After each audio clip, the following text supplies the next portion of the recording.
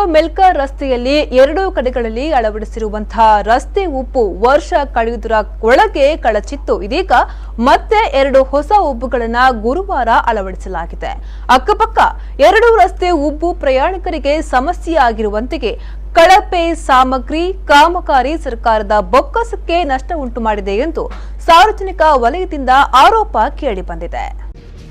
ತೊಕ್ಕೊಟ್ಟಿನಿಂದ ಮೆಲ್ಕರ್ ರಸ್ತೆಯಲ್ಲಿ ಪ್ರತಿದಿನ ವಾಹನ ದಟ್ಟಣೆ ಹೆಚ್ಚಾಗುತ್ತಲೇ ಇದೆ. 4 ಆಸ್ಪತ್ರೆಗಳು, ಅದರೊಂದಿಗೆ ವೈದ್ಯಕೀಯ ಕಾಲೇಜುಗಳು, ಇನ್ಫೋಸಿಸ್ ಎಂಜಿನಿಯರಿಂಗ್ ಕಾಲೇಜುಗಳು, ವಸತಿ ಸಂಕೀರ್ಣ, ವಾಣಿಜ್ಯ ಸಂಕೀರ್ಣ ಈ ಪ್ರದೇಶದಲ್ಲಿವೆ. ರಸ್ತೆಯ ಚತುಷ್ಪಥದ ಕಡತಗಳು ದಡ ಮುಟ್ಟುತ್ತಿವೆ. ಇನ್ನೇನು 120 ದಿನಗಳ ಒಳಗೆ ಒತ್ತುವರಿ ಪ್ರಕ್ರಿಯೆಗಳು ಆರಂಭವಾಗುವ ಸಾಧ್ಯತೆಗಳಿವೆ ಎನ್ನುವುದು ಲೋಕೋಪಯೋಗಿ ಇಲಾಖೆಯ ಅಧಿಕಾರಿಗಳ ಮಾತು.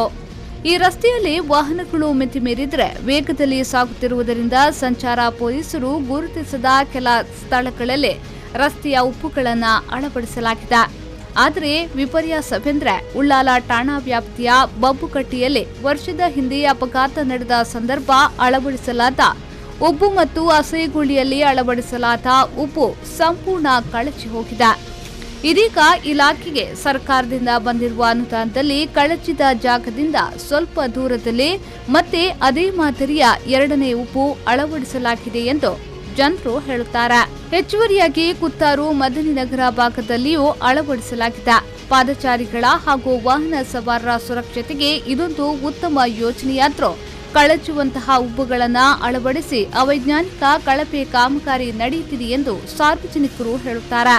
ಡ್ರೈವರ್ಗಳಿಗೆ ಕಾಣಲಿಕ್ಕೋಸ್ಕರ ಪಾಯಿಂಟ್ಗಳನ್ನು ಹಚ್ಚಿ ಬಿಳಿ ಪಾಯಿಂಟ್ಗಳನ್ನು ಹಚ್ಚಿದಾಗ ಅಥವಾ ಹಳದಿ ಪಾಯಿಂಟ್ಗಳನ್ನು ಹಚ್ಚಿದಾಗ ಡ್ರೈವರ್ಗಳಿಗೆ ಅದನ್ನು ಒಂದು ರಸ್ತೆ ತಡೆ ಇದೆ ಅಂತ ಗೊತ್ತಾಗ್ತದೆ.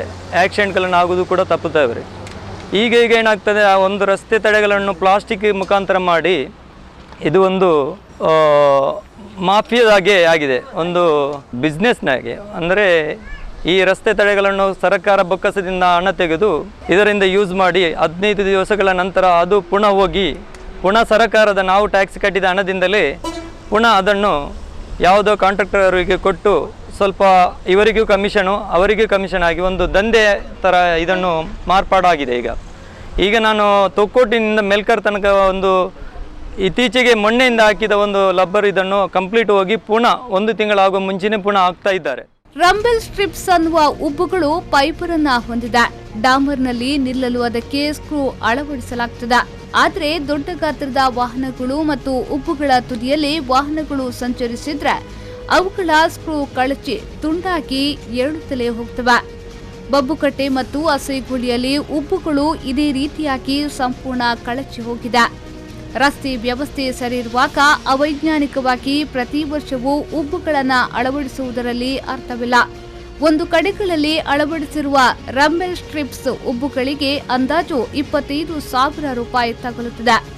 ಇದೇ ರೀತಿಯಲ್ಲಿ ತಿಂಗಳುಗಳ ಲೆಕ್ಕದಲ್ಲಿ ಉಬ್ಬುಗಳನ್ನು ಅಳವಡಿಸುತ್ತಾ ಹೋದಲ್ಲಿ ಸರ್ಕಾರದ ಬೊಕ್ಕಸಕ್ಕೆ ನಷ್ಟ ಉಂಟಾಗುವುದರಲ್ಲಿ ಅರ್ಥವಿಲ್ಲ ಎನ್ನುತ್ತಾರೆ ಚಾಲಕರು, ಪ್ರಯಾಣಿಕರು. ಲೋಕೋಪಯೋಗಿ ಇಲಾಖೆಯಿಂದ ಡಾಮರಿನಲ್ಲಿ ಉಬ್ಬುಗಳನ್ನು ರಚಿಸುವ ಅನುಮತಿ ಇದೆ. ಈ ಮೂಲಕ ರಸ್ತೆ ಸರಿಪಡಿಸುವ ಸಂದರ್ಭ ಅವುಗಳನ್ನು ದುರಸ್ತಿ ಮಾಡಲಾಗುತ್ತದೆ. ಆದರೆ ಇದೊಂದು ಪ್ರತ್ಯೇಕವಾಗಿ ಉಬ್ಬುಗಳನ್ನು ನೂತನವಾಗಿ ಅಳವಡಿಸುತ್ತಾ ಮುಂದುವರಿಸುತ್ತಿರುವ ಕ್ರಮ ಅವೈಜ್ಞಾನಿಕವಾಗಿದ್ದು ಇದನ್ನು ಸರಿಪಡಿಸಬೇಕು ಎಂದು ಸಾರ್ವಜನಿಕರು ಒತ್ತಾಯಿಸಿದ್ದಾರೆ.